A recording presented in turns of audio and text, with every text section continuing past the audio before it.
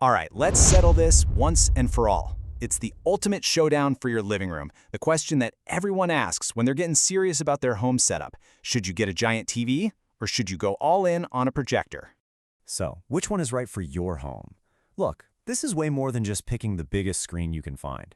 This choice literally defines how you'll watch everything, from a random weeknight show to that blockbuster movie you've been waiting to see. So let's get you the right answer. Okay, so here's the thing.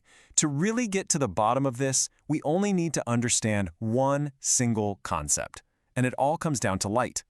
Think of a TV screen like your phone or a tablet. It makes its own light, right? The screen itself is the source, pushing light directly into your eyes. That's called an emissive display. Now, a projector? Totally different. It's reflective. It works just like a lamp shining on a book. It shoots a beam of light which hits a screen, and then that light bounces off the screen to your eyes. And believe it or not, that one simple difference, it explains everything.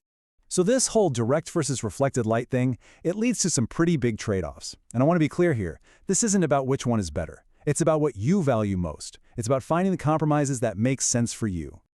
Okay, trade-off number one, the brightness battle. And let me tell you, this isn't even a fair fight. A TV is just an absolute light cannon. We measure brightness in something called nits, and a high-end TV can blast out 2,000 nits, sometimes more. To put that in perspective, a really good projector, once the light hits the screen, is struggling to get to 200 nits. That's a huge difference, and that right there is why a TV looks fantastic even if you've got the sun blasting through your windows, while the projector really needs a dark room to look its best. But, and this is a huge but, the projector has a secret weapon, and that is pure, unadulterated scale. I mean, we all think an 85-inch TV is massive, right? And it is. But check this out. A standard 120-inch projector screen gives you literally twice the viewing area. We're talking an entire wall of picture. That's a level of immersion, of being completely swallowed by the movie, that a TV just can't touch.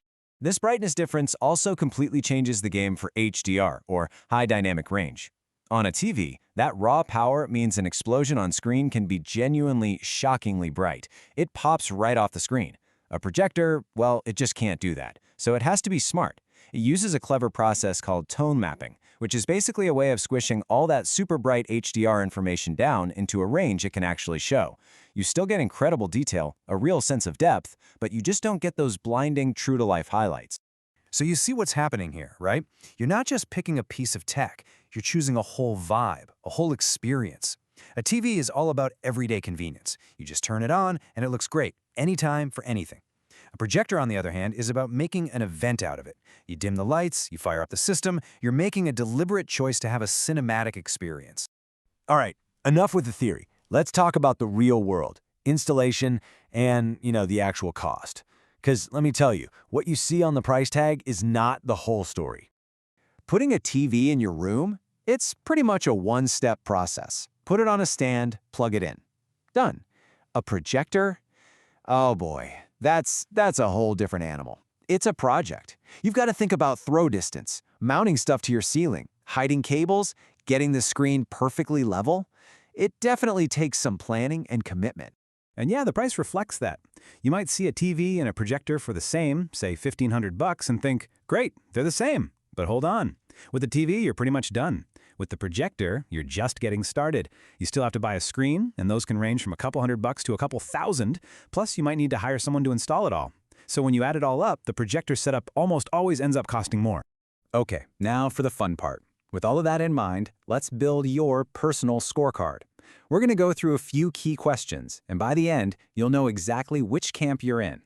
Question number one, and honestly, this is the big one. How much light is in your room, and can you make it dark? I'm talking, do you have big sunny windows? Do you like watching stuff in the middle of the afternoon? If the answer is yes, and you have no desire to live in a bat cave, then stop right here. The TV is for you, it's a knockout, end of story. All right, next up, what are you actually watching? Is your screen just going to be on in the background, playing the news or some random YouTube videos? Then yeah, a TV's grab-and-go convenience is perfect. But if you're the kind of person who lives for that special movie night, lights down, popcorn out, phones off, then a projector is the only thing that delivers that true cinematic magic. And last question, the dream question. Is a screen size over 100 inches an absolute must-have for you? I mean, are you dreaming of a picture that just swallows your entire wall? If that's your non-negotiable, then a projector is really your only practical option, unless you've got the budget of a small country for a giant TV. So let's wrap this up. A TV is your go-to choice if you're all about convenience and everyday use, if your room is bright and you can't control it, if you're a serious competitive gamer where every millisecond of input lag counts, and if you want that eye-popping, super bright HDR experience. Basically, if you want a simple, all-in-one powerhouse, the TV is it. On the flip side, you're a projector person if you want that jaw-dropping, truly immersive movie theater at home feeling. If you have a dedicated space where you can kill the lights. If your goal is a massive screen, 100, 120, even 150 inches. If you just love the whole ritual of movie night. And, a cool bonus, if you like the idea of the tech just disappearing when you're not using it. For you, the setup isn't a chore, it's part of the fun. So, when you get right down to it, the final question isn't really about the technology at all, is it? It's about the experience you want to create.